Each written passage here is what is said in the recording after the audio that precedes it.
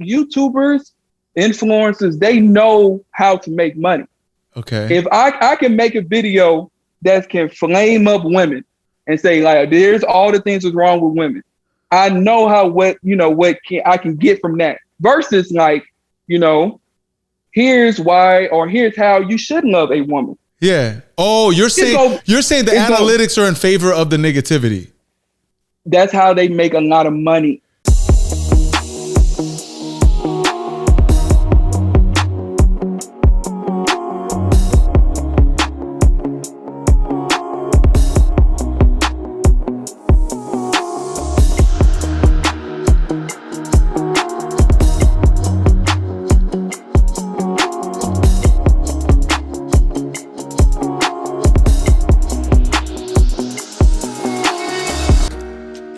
Ladies and gentlemen, welcome to the Introspect Club, a club where you can learn a lot about yourself through conversations with other people.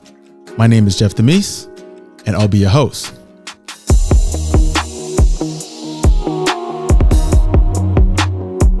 We have a very interesting conversation up ahead. I want to talk about social media. Social media is basically all around us. We are affected by it in so many different ways. It's very helpful to some and very hurtful to others. But I want to dig into the details of people who are really involved, who are really influential in this space. And we want to understand how it affects them, as well as how it might affect you, given what their experiences are. And being that it's a conversation where you learn a lot about yourself through conversations with other people, I want to bring other people in this conversation, influential. And a good example of that is someone that is very influential to me. I watch this person's podcast quite frequently. They're on my timeline all the time because I'm subscribed. I hope you are too when I mention this person. So I want to introduce you to one of the co-hosts of the Roommates podcast, Christopher Below. How you doing, man? Doing good, man.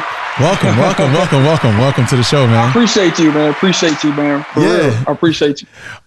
Give everybody a quick introduction of who you are so that way they get familiar and we'll get this thing going. Yeah, I'm one half of the Roommates podcast from Houston, Texas, and also have my own YouTube channel as well, focusing on investing, money management, real estate, things like that. And man, yeah, I got caught up in the influencer space, trying to create high character, high value men. And I've been doing podcasts for the last 6 years. And, here we are. Right on. So wait, yes, so you said you've been doing it for the last 6 years, but what has been the overall mission? I know you want to create better men. That's one of the things you guys talk about. But give me, from your words, what's the overall mission of your influence online?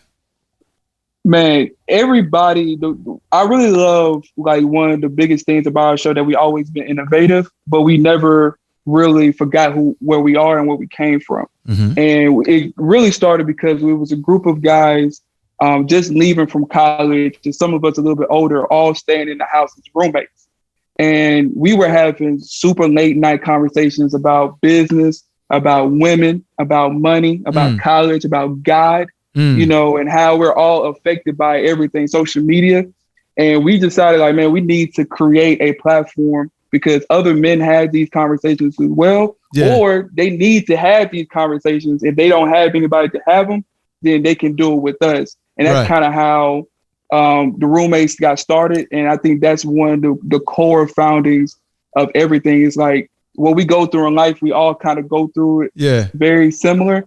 And we're all in this, band of we're brothers together, trying to tag the same goal. So that's what it is for me. Well, it sounds like the podcast is very multifaceted, and I invite everybody to go check out the podcast because these guys are doing big things. And I mean that in a lot of ways. They're doing live shows. They have great guests, very influential people, very inspirational. But what aspect of the show do you feel resonate with people the most? I think how we connect.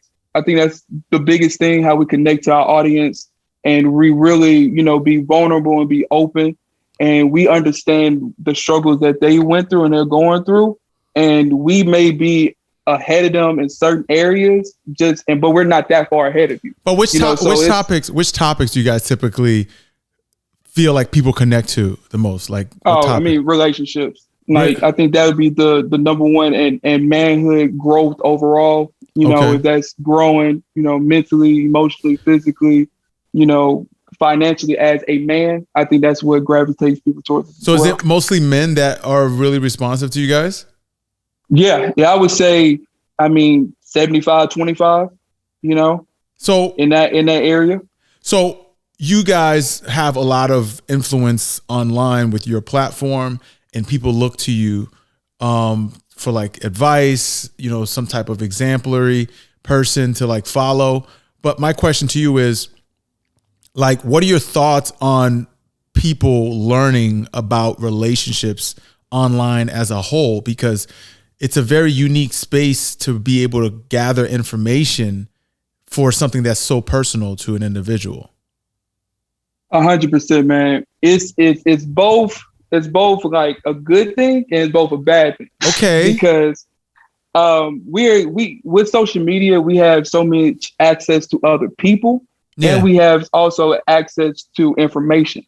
So it's Okay. like, in our parent generation, the older generation, they didn't have this much information to be access Yeah. for them to find the best partner, to see how they can improve in their relationship. Yeah. They didn't have what we have now. So in that instance, it's good. Also, it's good meeting people as well. Okay. You can meet somebody across town. You can meet somebody across the country, across the state.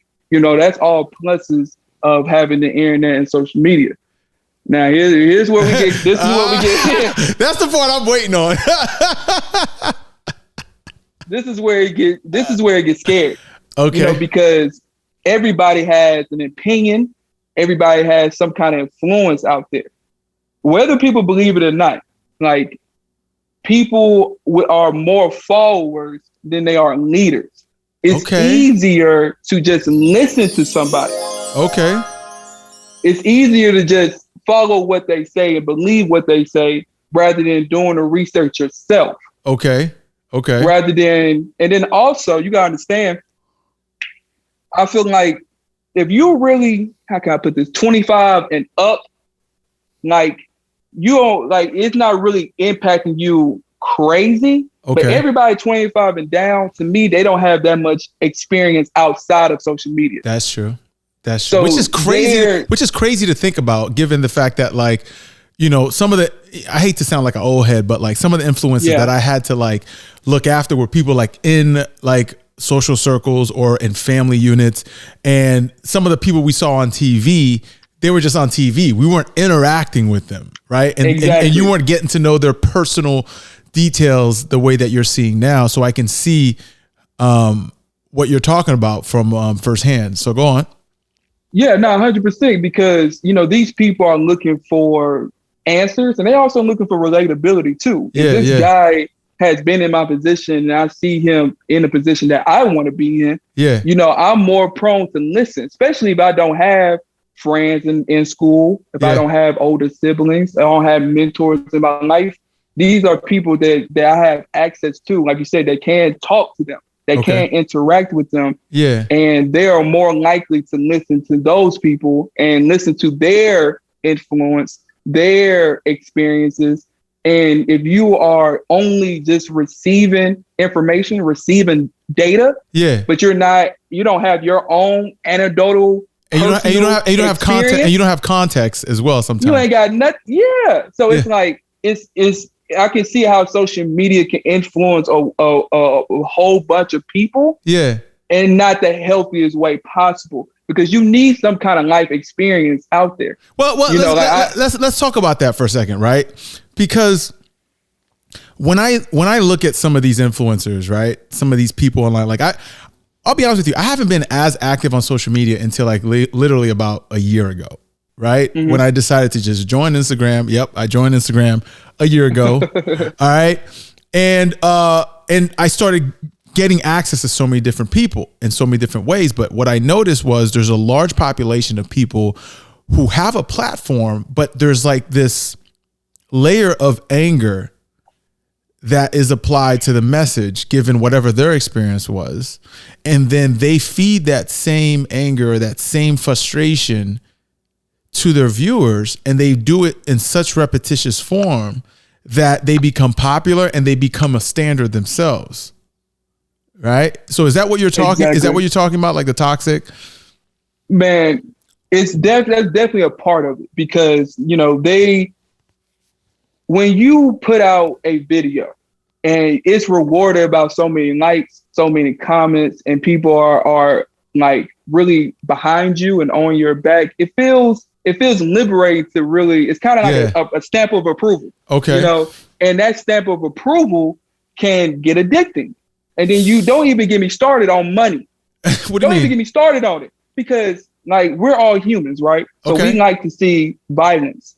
We like to see, stuff that's going to make us laugh, some entertaining stuff. Okay. So if you have a message, like you said, that's like, kind of dark, kind of angry, really emotional, and then you get a step approval behind that, and then you get the check. It's like that check. What do you mean by check? What do you mean by check? Oh, you mean the money? The money. The money. Yeah. It's like YouTubers, influencers, they know how to make money. Okay. If I can make a video that can flame up women and say like, there's all the things that's wrong with women, I know I can get from that versus like, here's why or here's how you should love a woman. Yeah. Oh, you're saying the analytics are in favor of the negativity. That's how they make a lot of money. That's because like you got to think about it. And even in popular channels or popular television, popular movies, it's always the entertainment, some violence, some kind of drama. When there's like positive, educational, informational, some can consider it as boring. Some consider it as school. Yeah, like a TED Talk. Exactly. So when you add that kind of mix into it, it makes it more enticing to talk about the things that is more negative, or like you said, it's not even like it got to be positive and negative. It's just it's triggering. It's more triggering. Exactly. It's like a routine. If this routine works and this is going to take care of my family, this is going to make me an influencer, this is going to pay my bills, then I can continue doing this routine. Let me ask you a question. Let me ask you a question though, right? And be honest with me. Like you guys have done content that sways on both ends of the spectrum, right? I think 100%. you guys address issues with men. You guys address issues with women. But I do know that you guys focus on bettering men. That's just given what I've seen from the content. But there are instances where you do talk about the impact of like how modern women are behaving as well as modern men. 100%. And then you guys do talk about like, how to be better people and so on and so forth. But be honest with me, which types of content, given what we're talking about right now, out of all those options, give you some of the like best bang for the buck or get the most impact on the internet? Is it the negative stuff? Is it the negative stuff you're talking about? The positive stuff you're talking about, or the neutral stuff? No, it's more of the negative that gets the more views. Like that's what's. I mean, you can look at the past. Like, I mean, you can go to our YouTube videos and you can see. Like, it's just there on the YouTube. I don't have to explain myself. The evidence is there. You see what gets views and you see what don't get views. But we pride ourselves on not really caring about what the numbers are. It's always a good intention behind every message. Sure. So because if we could, like you said, we were all about the money, we could easily do what makes us money. But we actively choose what's better for the quality, men, what's better for women, what's better for the culture. Right. Because who's teaching? Like, who's really going to be the light in the darkness out here? So what's the biggest criticism you guys have received for the messages that you guys portray? Oh, I mean, I think it's not so much like I don't receive like super criticism like that. It's much more we're wrapped up in the community that I would say that we're not. Which is people call us RP. I ain't gonna say it on here because I don't want you to get I don't want you two to flag it. Does it get flagged? Does it get flagged for that? it's not more so of a flag. It's more so just like for you to be good monetary wise, like you don't have no limit. Like if you use that kind of language nowadays and it's really aggressive towards one side of the community, YouTube can say something about that. So that's why I'm just trying to protect you, brother. Listen, I appreciate it. I'm never gonna say no to that. Yeah, I think like we kind of get wrapped up into that, which is kind of like, like if you watch our show, you know that we believe in marriage. That's number one. Okay. We believe in family. Like that's the biggest thing we're trying to do. We're trying to create healthy men, healthy women, so everybody can come together healthily to carry a healthy family. Well, let's talk about that. Go ahead. No, go ahead. Yeah, you need a healthy family so they can create healthy kids and the society can go, be impacted. Because to me, the biggest way that we can change the world in a structure is through family. It's not through no after school program. They help. Not just even discipleship and some religious stuff, which will help.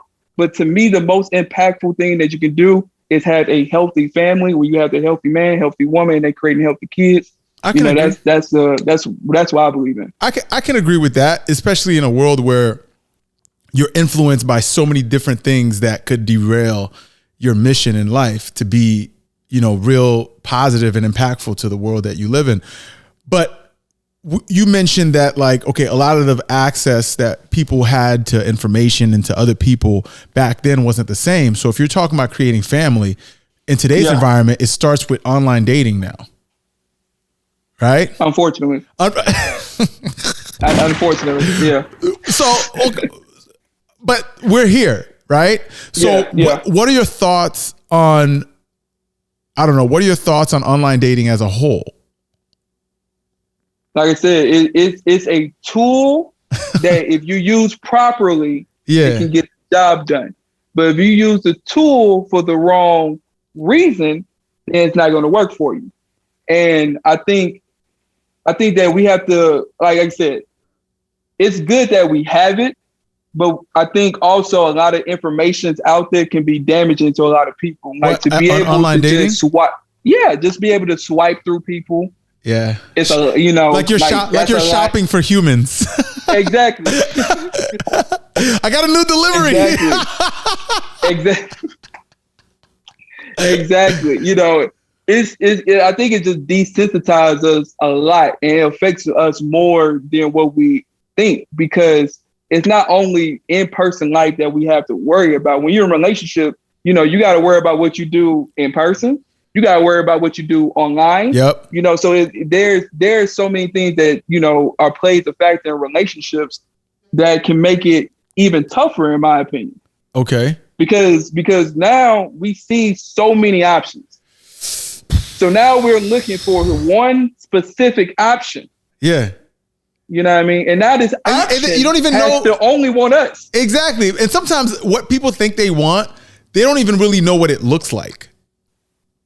You know what I mean? They probably never seen it before. They never seen it before. And two, even if they saw it, they probably saw glimpses of it and don't know what really comes with all of it. Right? Exactly. So when you're swiping through all these options online, my question to you is you're saying it can be good, it can be bad. So give me an example of what's the right way, in your opinion, what's the right way to use online dating? And what do you think is the most toxic way it's been used that people should avoid? Oh, man. So start with the right way.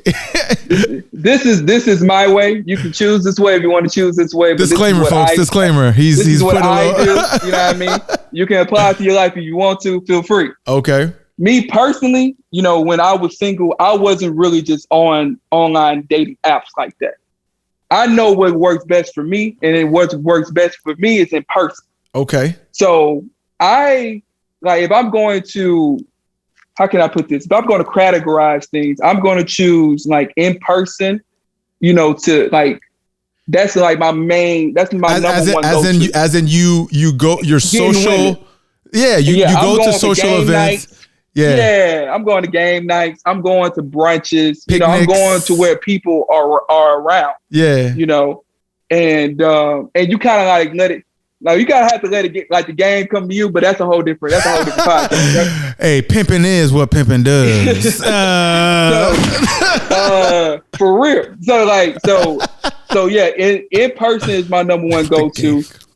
I also believe that being introduced by a mutual friend is a way that I would prefer over online dating. Okay. And then like I would view the social media apps as far as like Instagram mainly for like as I'm prospecting women, and then it's like online dating. Really? So you are going to, it's not my number one go-to because to me, for what the quality of women that I have found that have been in my life, how I attract those women was in person. Got it.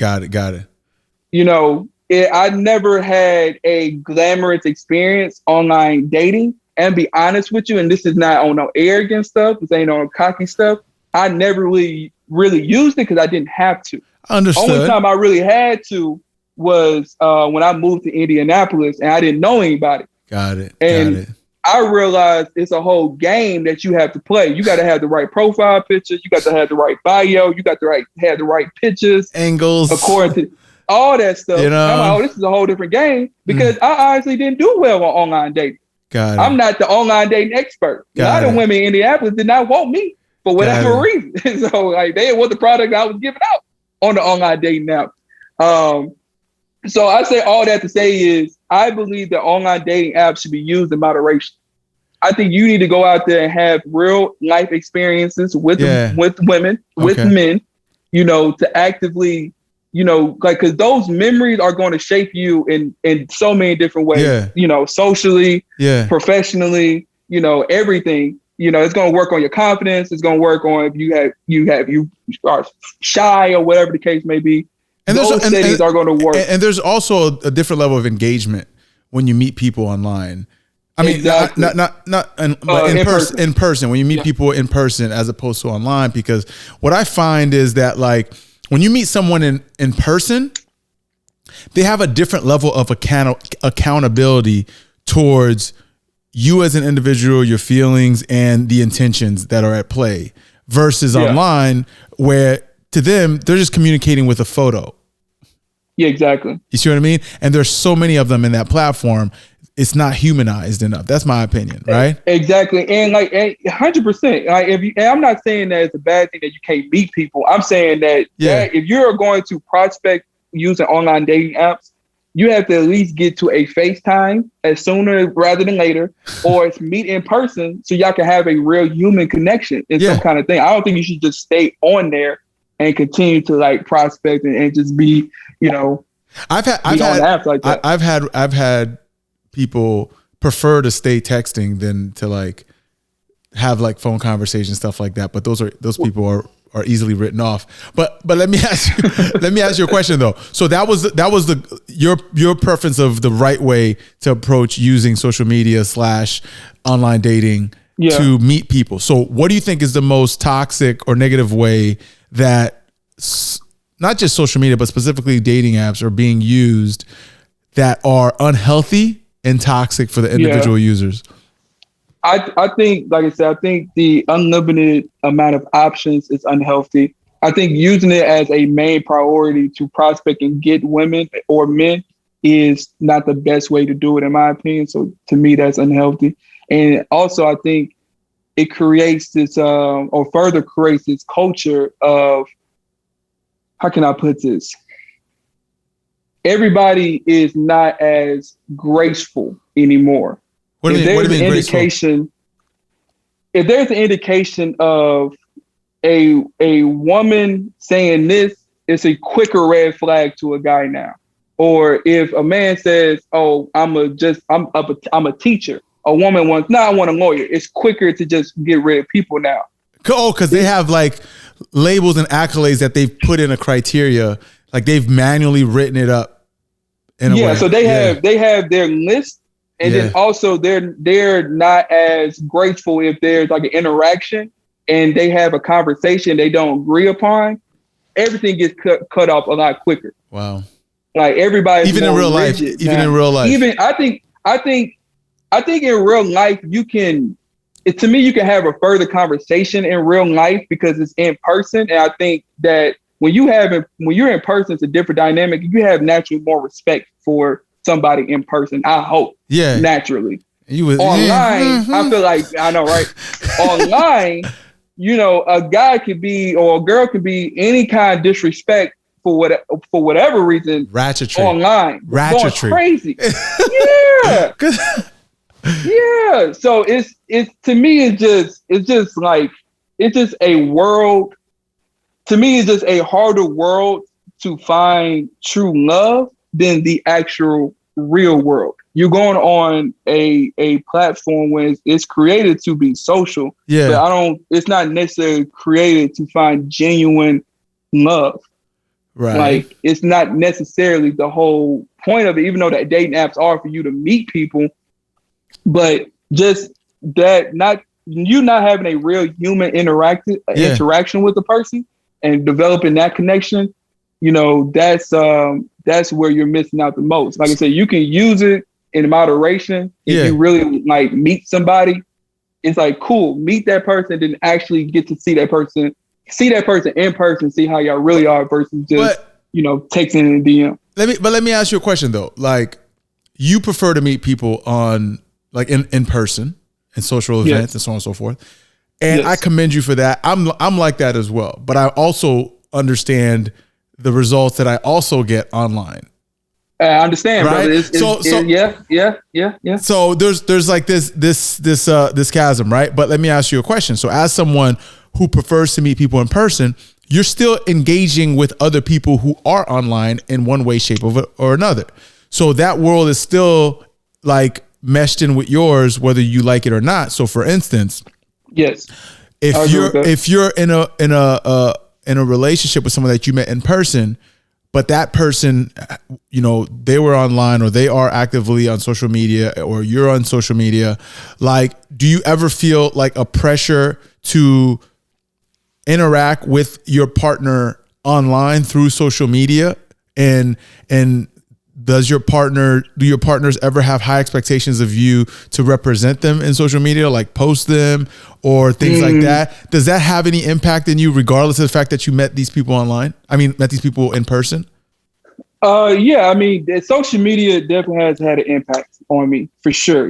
Being in, on podcasts on YouTube every single week for the past 6 years, like it's definitely weighed a lot. Even in relationships, because sometimes, like, if I meet somebody in the DM, right, and we start talking, we start connection, we start a relationship, whatever, they understand that they know they came from the DM. So they also know that other women other women also are DMing me. Okay. Right? So it's like, it's a conversation that you have to have. Like, yeah, I met you through the DM, but it doesn't mean that I'll continue meeting other women and trying to date them in my DMs as well. Like social media connected us in this way, but now this is where trust is, in the game. And this is where you have to trust me, trust my character, and not suspect that I'm going to continue my singleness in a relationship. Yeah, but my question is, are you posting though? Well, you post. Listen, it's a conversation. It's an honest conversation. I am not afraid to post at all. Okay. If we both are agreed upon doing that. So obviously I would want to post somebody who I know is going to be my wife. Like, that's this is because I've been in the public. I mean, I haven't had a public relationship where everybody knew in a while, because my relationship just been up and down, because I've been moving, because of the podcast, because of this, because of that. There's a lot of stuff going on. So it's like, if I'm going to announce you to the world, which I have no problem in, because I have no shame, because shame, he says. I got no shame. You look good. You like I have no shame in doing that. You'll get me more followers. It's like, I'm not hiding you from nobody. If people listen to the show, people know I'm in a relationship. And so you're in a relationship. You're in a relationship now. Yeah. Okay. So in your relationship or in past relationships, doesn't have to be this one. Yeah. In what way did social media impact your relationship now or the ones in the past in any capacity, good or bad? Yeah, just like I was saying, like, if the relationship started on social media, yeah, they're going to think that I'm still using the same way I connected with them till, in the relationship. So then you got, women in under comments that are saying things. And that's like, who is this person? Why is she commenting? So that's always going to spark up a conversation, right? And that's happened to you. Oh yeah. Yeah. That has happened to me for the past, So your relationship would be in turmoil because of comments? No, I didn't say that. I said start a conversation. Oh, it starts a conversation. Okay. It's not like my thing is like because of comments. It's crazy. It's a conversation of like, because you kind of have to have that conversation. How are we like? Okay, how are we gonna be in person? How are we gonna be online? Are you going to be talking to people in your DMs? Are you going to be messaging other people? Are you going to be doing this? Are you going to be doing that? A lot of people are having those conversations. So, and I understand me being in the social media light. She wants to have the conversation so she can have, some peace of mind, which is fine. I know I'm not doing anything, so you can learn everything. But does that pressure come because you're an influencer and you have like a lot of people who are, I don't know, in your social media space? Do you think that conversation is happening stronger because of that? I think the pressure it's not only because I'm online. I think if you are a guy that they respect, that they admire, and they know other women are attracted to you. Yeah. Regardless you online or not, like at least a figure of me, guys are having that issue.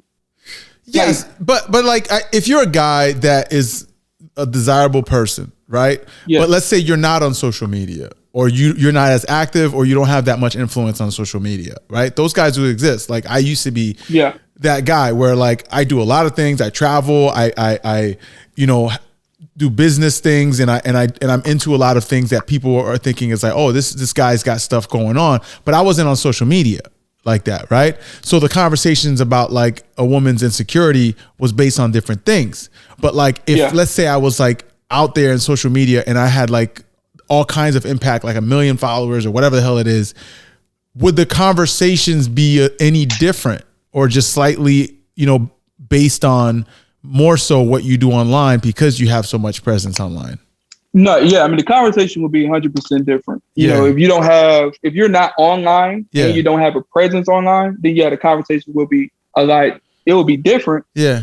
Versus the guy that has the influence and is online, So I believe, and it also depends on the woman as well. If the woman is influenced and she uses social media as like, if she thinks like high regard of it, she's gonna want to know what you're doing as well. I mean, I think a lot of people, especially the young girls, I mean, the young ones, they live on social media, so it's like TikTok is their life. That is sad. No, I mean, shoot, listen, brother, you ain't got to have that conversation. But okay, so it's very easy to see how social media will impact you in your romantic relationships. I mean, that kind of goes without saying, given the fact that, people are protecting their relationships in so many ways. And now you have to deal with social media. Is probably another avenue to try and like protect your relationship. And real quick, I think you have to have two parts. If you're going to date somebody that has some kind of social media influence, you got to kind of know that if I was to date a woman that's an IG model, I know that men are going to shoot regardless of me. Like, I understand that. So in a certain thing in reverse, you kind of have to know that other women are probably going to be attracted and probably going to say something. It's been a few times where people have came up to us in person and somebody has said hi. Now you have to know that those things are a possibility, and you kind of have to trust this person, and trust his character or her character to move forward. You can't stop a lot of things from social media, and you gotta also know and have the self-awareness to think, am I this person that can handle that? I know for me, I'm not a guy that can handle an Instagram model. Have you ever dated an Instagram model? No, not to. I mean, define this. Give me a follower number. What makes her Instagram model? It's not based on a number. It's not based on a number, right? It's not based on a number. You don't think so? I'm not saying you. I'm not saying I did. I'm saying it's based on what type of activity they do online, what type of posts that they put on their platform, and what do they use it for, right? So you could have somebody that has like tens and thousands of followers, or even hundreds of thousands of followers, but they're doing photography, or it's mainly about food, or it's like personal travel stuff or whatever, and they're really influential that way, right? Or they have like their coaches or whatever. But there's some people where it's just like bikinis, swimsuits, lingeries, like clothing lines. They're basically selling themselves physically. That's what I'm talking about, regardless of what the follower count is. So I'm assuming you haven't dated someone who's been in that space. No. Okay. If you did, what do you think your biggest concern would be? If they said, I'm loyal to you, this is just what I do for my business, so on and so forth. So if you dated... Oh, you trying to get some content today. Okay. I see what's going on.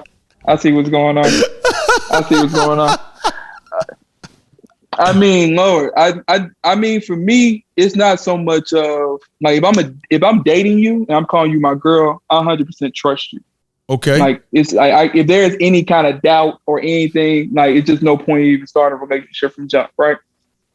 So it's much more of like you're still my girl, so you still got to represent me. Okay. So it's kind of like, I'm not saying that she has to stop anything or she shouldn't do anything. Yeah. It's much more of like, what are you selling online? Can I today, what you're doing right now, and if it's in alignment with my values, do I agree with it? Okay, fair enough. Am I okay with my mom seeing your Instagram? Am I okay with my sister seeing your Instagram? You know what I mean? Am I okay to kind of have that attached to me? Okay. Because you gotta think about it. I'm not famous. I'm not. I'm noticeable. I'm noticeable. I'm handsome, but not famous. I'm not famous, right? So that like me being noticeable means that people are going to look at my girl and see part of me as well. Got it. So what you kind of represent, I have to be in agreement and alignment with that. Okay. So it that's kind of just what it is. It doesn't matter if she has 100,000 followers. Like you said, she can have 100,000 followers and do travel. Yeah. You know what I mean? Yeah. Cool. What kind of traveling? Are we traveling and we showing different things? Or are we traveling to different parties to do different things? Bottles. You know what I mean? Because I think about everything. Yeah, that's what I'm saying. I think about everything. I'm like, man, this is the future mother to my kids. This is how I think about stuff. You know what I mean? I dated someone in that space before. How was it? You trying to get some content today? I just asked the question. So here's what I'll say. Right, the thing about and this doesn't apply to everyone. I'm just gonna, because people like to get in the comments and just say stuff just based on snippets. Right? It doesn't apply to everybody. It doesn't apply to everybody. This doesn't apply to all women. It doesn't apply to all Instagram models or whatever. Right. The issue that I had in my experience is that when someone is in the business of selling either their bodies or a representation of their bodies, right? There's this pressure for this physical presentation that sometimes appears in the weirdest ways in real life. I'll give you an example. So I was dating this person that was, modeling online, and every place that we went to required a selfie. Okay? Because those individuals, they either make a living or they create their influence based on what they look like. So whenever there's an opportune moment to create content, to create an image of themselves that they can sell or demonstrate later, they're going to take it upon themselves to do so. So there's selfies all the time. Right? Wow. Yeah, see, I couldn't handle that. I'm already out the game. Yeah. So there's that, right? I'm not saying everybody does this. The other thing is there's some levels of insecurities that come with their looks that requires them to invest a lot into maintaining an appearance.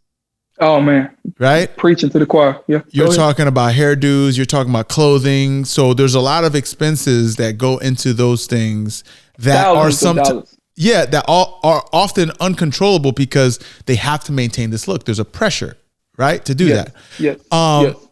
And the third thing, there's more things, but the third thing I'll mention, because I don't want to go into too much into the weeds. And this is just an opinion based on personal experience, so don't drag me for this. Okay? I find that women who model online, not all modeling, but certain types of Instagram models, the one that are a little bit more provocative, the ones that like show a little bit more, they're not as how do I say this? They don't necessarily, I don't know how to portray it. It's kind of like if you're a guy and you're with a woman and you guys are sexual and romantic, a lot of what you do with her and what you've seen is no longer really private. Right? So I'll give you an example, right? I was dating this woman and we were in my apartment and we had just finished being intimate. Right? Mm-hmm. And I remember, I don't know if it was that same day or a couple days later, she had posted on Instagram, right? Okay. A sexy image of herself. And I was interesting. And I was looking at this image and I'm like, isn't that my bedroom? And I'm like, those are my sheets. Did you take this picture right after we finish? Like, what are we talking about right now? And I was tight. I was livid. I was like, no, it's art. This ain't it. Right? I'm telling you, but that's my experience, right? Yeah, your jaw just dropped. Okay. So bottom line, again, that's my experience. I'm sure other people have had, different dynamics, but that's just something that I'm mindful of given my particular experience. But it's not everybody, right? It's not for everybody, and it's nothing wrong with that. Your face, though. Yeah, I mean, yeah, you like that. See, this is my problem. It's like you can't take a picture in my bedroom and post it online, and you didn't even send it to me. Like, what's going on here? Even if she did send it to you, me, that doesn't even make sense. Even if she did send it to you, what value is it that it's now out? Right. Her posting the picture is it's wild. We already agree. Wild, but it's like you literally took this picture and you didn't even think about me. You thought about your. I mean, it was a sexy picture though, but I wasn't with it. But that's what I'm saying, right? So those things you have to take into consideration. So romantic life aside, has social media impacted you personally outside of your romantic life, like friendships and like family and stuff like that? Yes, in some cases, yeah. I would say that it was certain people that I didn't know really kept up with me. What do you mean? And it's like I didn't know they really like followed the show and gained like some kind of respect to the point where they started acting different. And I was just like, okay, this is new, and this is because of the show. Okay. Family, not so much. I think my family is more proud than anything. Uh-huh. They not treating me like, any kind of like celebrity or anything like that. Okay. But I would say social media has affected more me than any other group in my life. What do you mean? And here's why. And I think it's because when you're in the space of hearing some people's problems and hearing what people go through and seeing how they are affected by certain things they just can't control, either just them growing up dynamic, even social media, they can't control some things. And you kind of see the good and you see a lot of the bad too. Yeah. And it was one of those things where you kind of have to put things in perspective, especially if you're trying to be the good example or trying to be a light in the darkness. It's kind of added pressure on you to sustain that, sustain. It's not like, and this is, I'm not comparing, I'm not trying to be blasphemous. I'm just trying to give good examples so y'all can see where I'm coming from. Why do I feel like I know what you're about to say? It's not like being a pastor where you have to be like you have that kind of level of responsibility. Okay. But you got to make sure that you are practicing what you're preaching and you're being the good example, because people don't forget. We see people, preach one way and live a life a completely different way. I thought you were about to mention names just now. I'm not mentioning no names. Come on, I'm a professional. All right, there's a person by initials DJ. Listen, I'm not saying anything. Look it up. But what I'm saying is, I wouldn't want that to happen to me. Period. Got it. But also, it's not even about. It's really just like, if you're going to say this stuff online, you gotta really practice what you preach. You gotta really be about that life.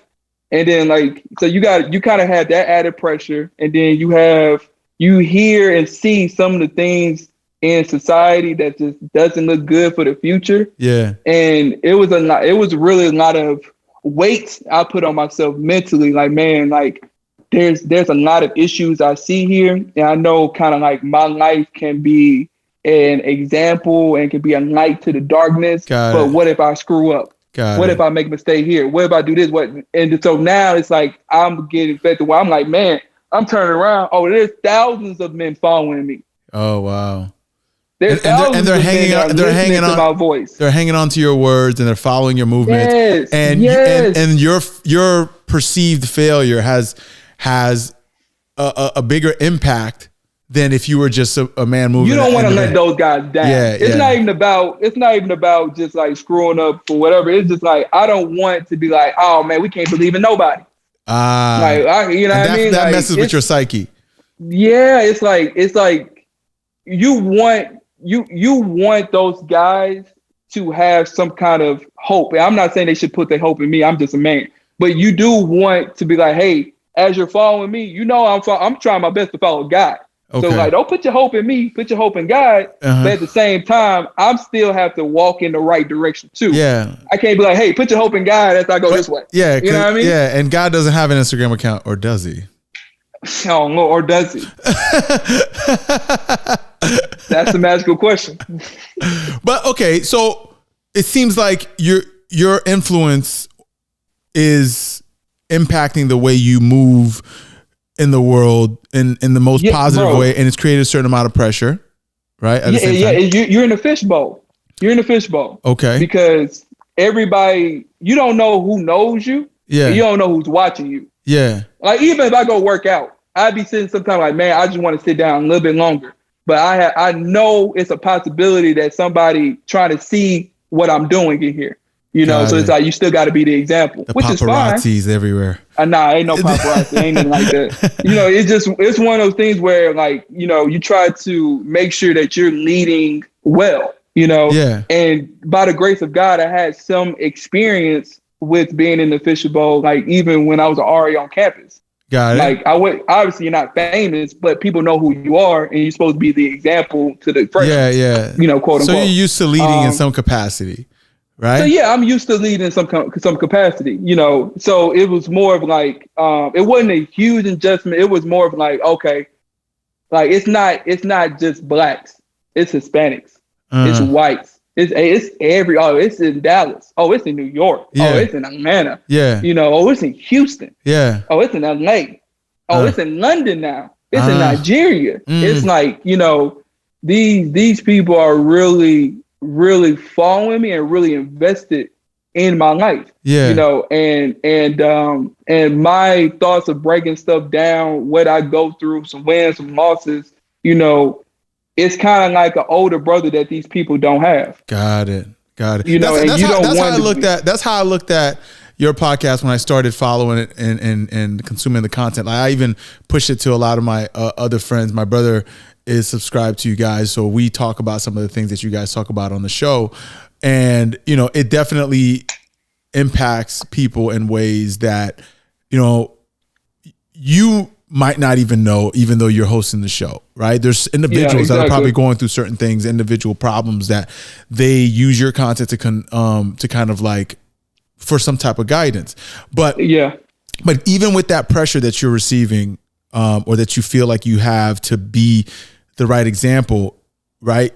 You signed up to be this guy, whether it was like immediately or was it gradually. But what I'd like to understand is like, was there like a pivotal moment in your life that motivated you towards this particular purpose? And did social media at all have any role in this at all?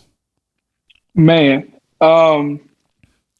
the first thing that popped in my head was, I remember me and Fees was just sitting down. We was kind of reviewing the show, and we were going through, I can't remember what episode it was, but we were going through how to find your purpose, basically. Yeah.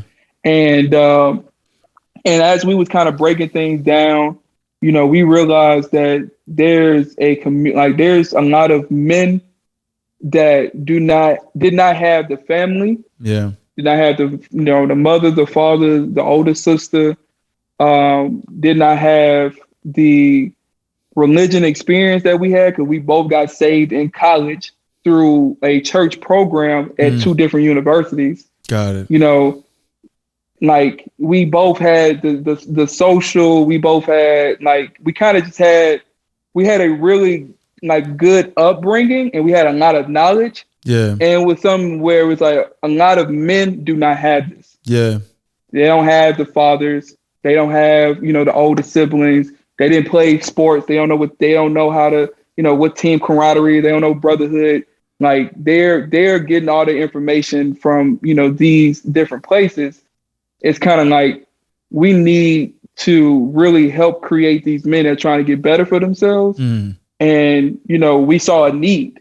And basically that's kind of how we made a pivot. This was probably year 3, 4 in the show, where we came so like men heavily oriented. So it was in that moment where it was like, okay, this is what it is. And at that time, you're not really thinking about just like the pressure that comes with it. You're mainly thinking of like, okay, how can we get this message out there? How can we create a community? How can we do this? How can we do that? But then when you have certain situations happen, you like, I'm not gonna say no names. But when you see certain situations, and it's more than one situations happen, you kind of see the effects by it, and you can read the comments under those people posts. You can see how people are let down, or people feel lied to, or people feel led astray. People feel it's like, I don't want my mistake to ruin God's work. Got it. Period. That's kind of like that. That's kind of what the kind of mental state I be in. It's like, I don't want no selfish, personal, tempted BS to ruin all the work that God has done. Like, I don't want it to stop because of one particular mistake I made. Like that's something that just cannot happen. So that's why it's more of like, I understand that in my head. Yeah. I get that. I take that seriously. So it's like, I'm not in my radar, how I come to it. I'm not even trying to put myself in a position where I can't be tempted, or it's even thinking like, hey, I'm flirting with this girl, or if I'm trying to get to know this girl on the side, whatever the case may be. It's because like that really small pleasure of good, whatever the case, can really impact and ruin a lot of people. Not ruin. Yeah, because you got disciples. It's like, bro, I did a lot of work.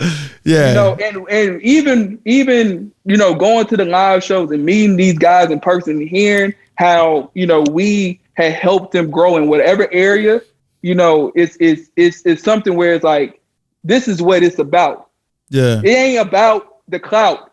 It ain't about getting women. It ain't about the money. It ain't about none of that. Like, you literally, when you stare into these guys' eyes and you can see that your words change their life, and you think I'm going to really put that in jeopardy over women? or over whatever. Money, It's just like, money, and so on and so forth. yeah, it's like, man, like to like, and I had to take time to really, sit with myself, sit with God, sit with a lot of people to really not put so much pressure on myself where I'm like staying in the house, like I don't believe in myself, I can't do Yeah. good. It's like, nah, you can be yourself and roam out here in this world and be fine. I'm confident that reason and seeing the consequences with other people, it's like, man, I know I don't want that. So it's like I'm always alert of knowing, like, fam, that's not gonna happen because I'm intentionally, and I'm intentionally not trying to make it happen. Intentionally. Okay. Like one thing about me, no matter how big I get, and like I said, by God's grace, right? I have to stay grounded. The moment my ego get too big or I get inflated, I feel untouchable.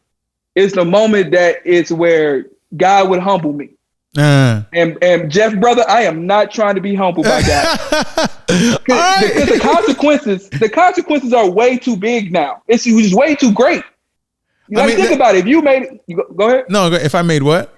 Yeah, I'm just saying, like, if the consequences of your mistake is so big now that it can be magnified to the world. Yeah, my last name means something to me. Yeah, and I think because you're online and you have such a social presence, like, and we mentioned the pressure and the responsibility, but to your point, like a mistake that an average person makes that doesn't have influence, and this goes in any space, but a mistake that an average person makes that doesn't have influence is not going to be magnified the same way as someone who's in a space like yours that has followers, that have people that look for you to advice, for guidance, as an example for like the things that they want to emulate in life. And if you care about those people in any capacity, you treat that with respect. And I value what you said in that, right? So in the spirit of like, providing the right influence, I want to take a moment to answer some questions that came in on the show. Okay. All right. The first question is from a listener of the show. We're going to start off. I don't know if both of them are on the same level, because I usually like to start out with something light and then get into something heavy. All right. Yeah. Go ahead. But either one could be, I don't know. We'll play this one first, right? Let me know your thoughts on this, and we can take it from there. All right, here comes the first question. Does sex on the first date ruin a relationship? That's a good one. That's a good. Your boy be trying to get content, man. Your boy be trying to get content. I'm not the one who brings these questions in. Okay. Yeah. I wouldn't say it completely ruins it. Yeah. But it definitely sets it back, in my opinion. Okay. I think it's better to go without it. It's one day. Okay. I think that, at least for my experience, it's been better to wait as long as possible and before you do it, because once you cross that line, it's like now y'all not even friends after the first date. Let's just be honest. Yeah. But when y'all not friends and then y'all have sex, so now y'all more than friends automatically. Got it. So there's a lot of emotion, there's a lot of attachment is involved. And after the first date, unless it's just a miracle first date, unless you just know it's a message, this halo effect where this is your person. Yeah. There's a lot that you risk with that. And it's a lot of responsibility that's normally going to be put on the guy. So. What do you mean? What do you mean? Responsibility normally put on. It's like more pressure. It's like, like women, they open themselves up to you unless they just throw themselves, right? But in some situations, like these women open themselves up to you. And if you were, taking advantage of that and you kind of just like know that you don't want nothing and she wants something, it's kind of like that's just a road that you just really don't want to go down. Man, I know that from experience. So have you had sex with someone? Here you go trying to get content. I'm just here you go trying to get content. But this was happening right now. I had some experiences in my life I would say that. That's about much as I can say.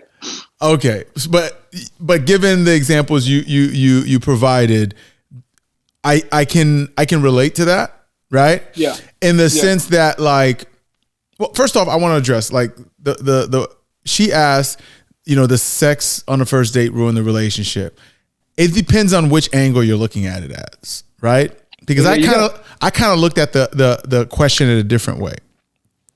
Because sometimes when people, specifically women, when they ask that question, they want to know, well, do guys look at them different by having sex? That's really the underlying question in it. Yeah, that's the underlying question. But you put it in a different position, which I also agree with, right? So yes. I want to address the first part, which is, do guys look at you different, right?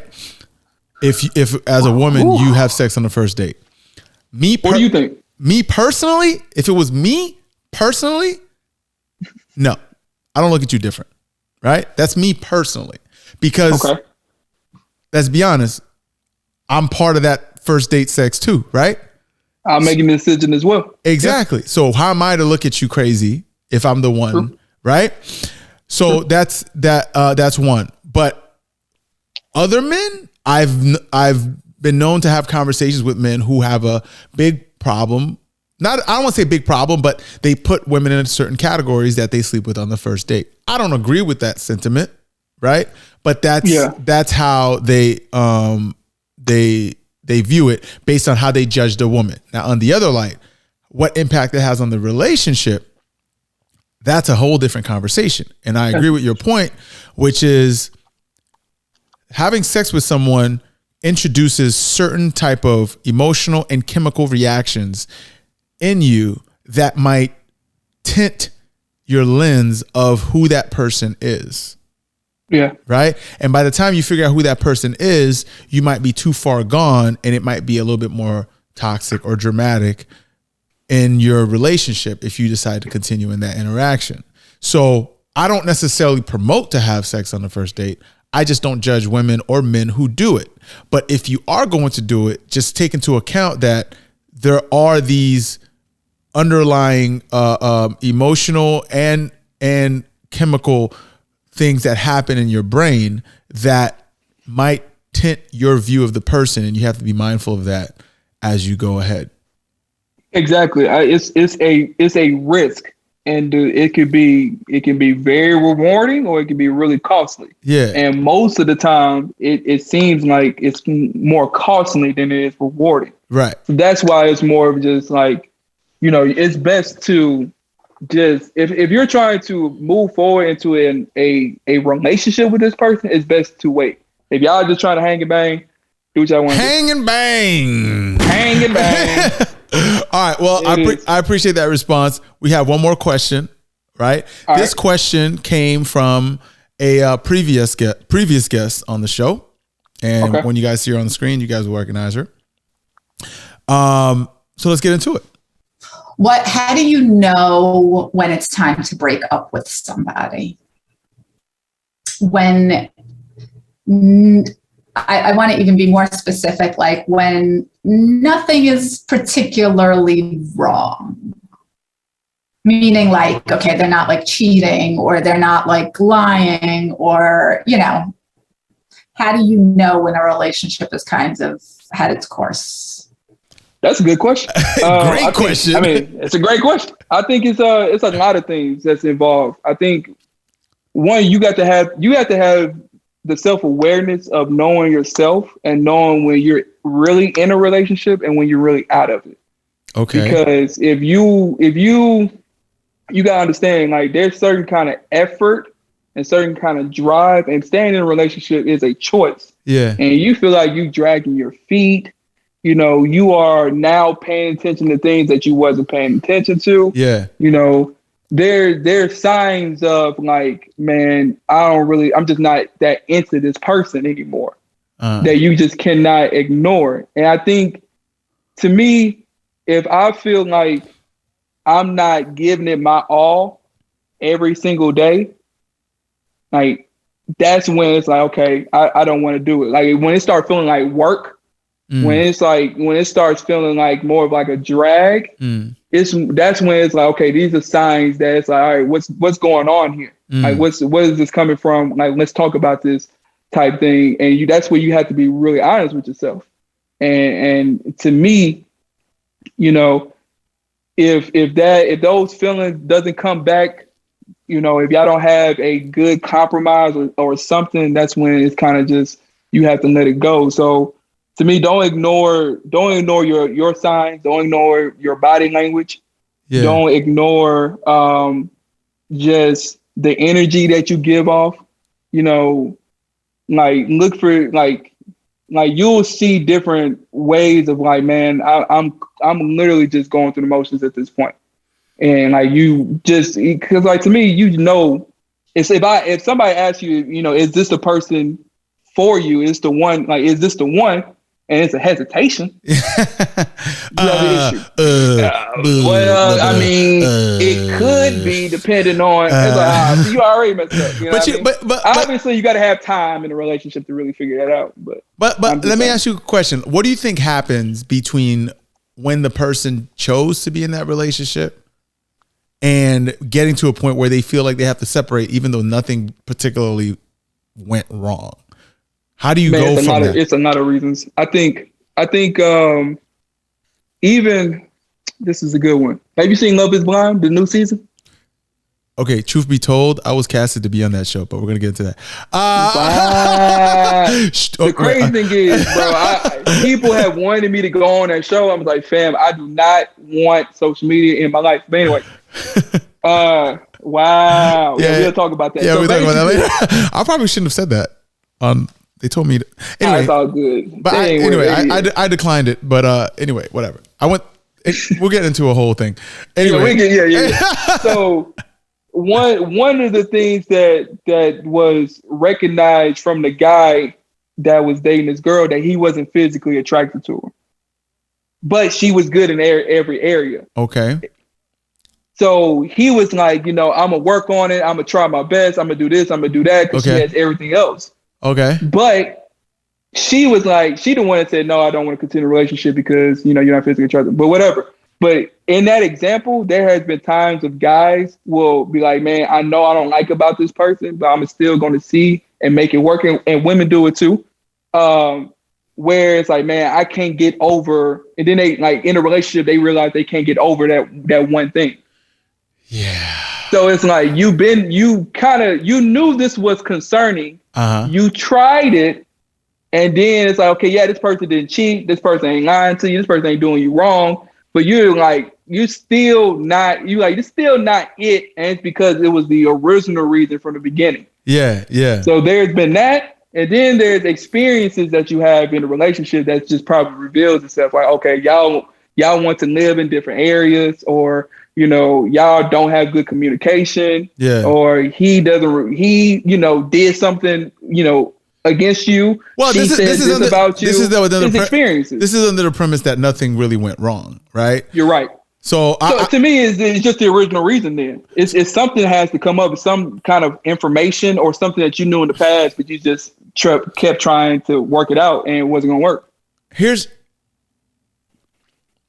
what I think happens. I do agree with what you're saying, right? In addition to what you said, here's what I think happens. If you feel like you need to break up with the person you're with, even though they didn't necessarily do anything wrong, they were the same person that they were when you met them. You need to do it. I think the only thing what might have changed is you. Okay? Here's what I mean by that, right? You walked into the situation or walked into the relationship liking something that you liked at the beginning that you no longer like, right? And oftentimes I think that happens in situations where you enter the relationship for the wrong reasons, okay?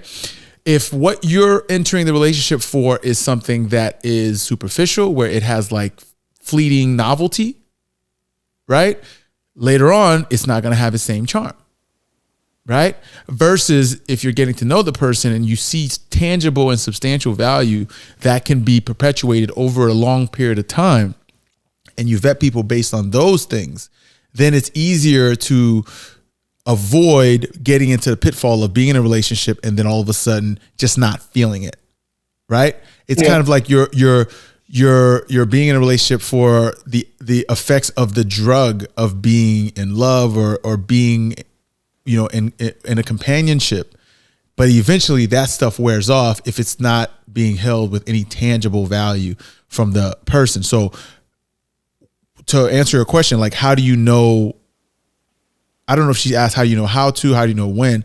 I think you first need to start with having the conversation with yourself and understanding what got you there in the first place, so you can better communicate what you need to do afterwards if you need to leave, so you can communicate to the person and not destroy them and make it a you thing if that's what it is. Yeah, and then sometimes you gotta also be able to look at yourself and realize, like, what questions have you asked and what questions haven't you asked? Right. Because certain things, it also could be not really a miscommunication, kind of be a misalignment. Like, this guy may only want to work at this level. Like, he only want to make $100,000 a year, but you want a guy to make 500. Yeah. Well, y'all didn't really talk about it, so he cool with being at 100, and you pressing him to get to 500, and now y'all got a disconnect, and now y'all wasted time. All that stuff could have been dealt with in the beginning, So having those real conversations like that can save a lot of time. And like I said, being honest and be honest with yourself and have self-awareness to actually know what you want. Yeah. I think a lot of things can sound true. good. That's true. A lot of things can sound good. And it's like, well, shoot, like, man, I really don't agree with this. Or like, man, I'm really not, like, I'm not going to be a vegetarian. Like, like, whatever. This lettuce is starting to tire me out here. Yeah. So it's like things like that where we have to be able to recognize, those things, so we don't have to waste either person's time. And like you said, when you know something is up and you are comfortable walking away from that person. Yeah. You know what I mean? It might be time to hang it up, because, you know what I mean? Yeah. I mean, it might be time. That's real. It's, I think it's a tough reality a lot of people face, especially when you're dating people online or you're dealing with social media and you're constantly being bombarded by information that is swaying your opinion of your partner. And then y'all posted it online. So now, you know what I mean, everybody met y'all. Yeah. So it's like, that's the thing about, social media.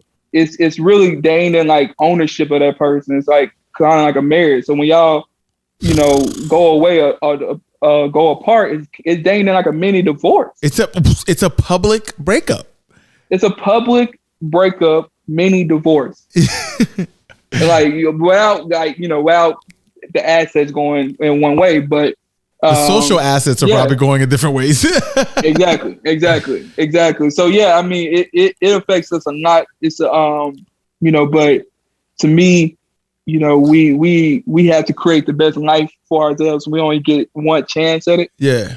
And you want to pick the partner that's best for you. Yeah. And you don't want to just, settle. Like, I don't think you want that in the person that you're with deserves somebody that's just settling. Like, my girl tell me I'm settling for you.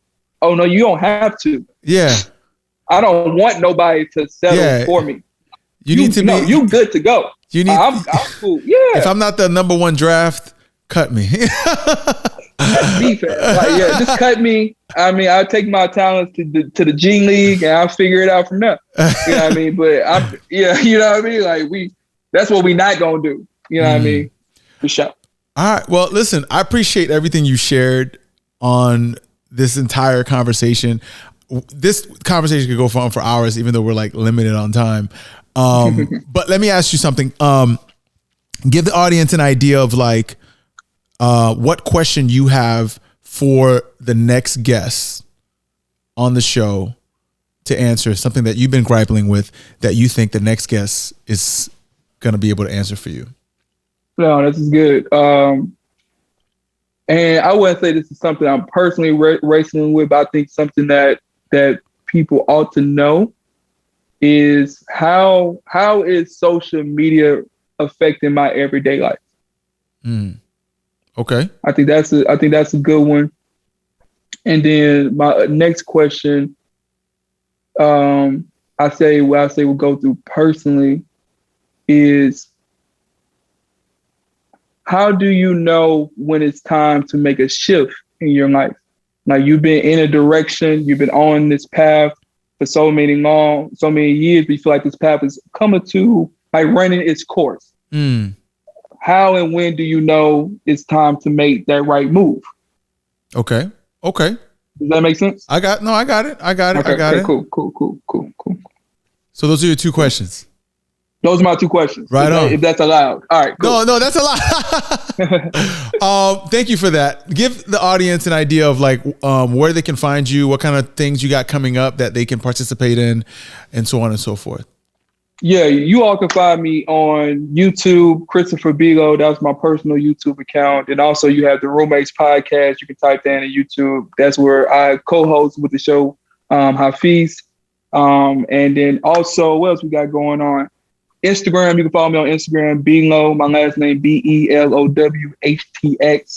on Instagram and Twitter. And it's a lot of things that I have coming for you all. Stay tuned. You gotta subscribe, though. I ain't about to give the giveaway. I ain't gonna subscribe. Subscribe to both channels. Subscribe to both channels. Well, thank you for that. My name is Jeff Damisse. You can find me at j.damisse for IG, j_damisse for Twitter. For the podcast, it's Introspect_Club. That's for IG, Twitter, Clubhouse, TikTok, you name it. So we're on all platforms. We're on, YouTube, obviously, Apple Podcasts and Spotify, so on and so forth.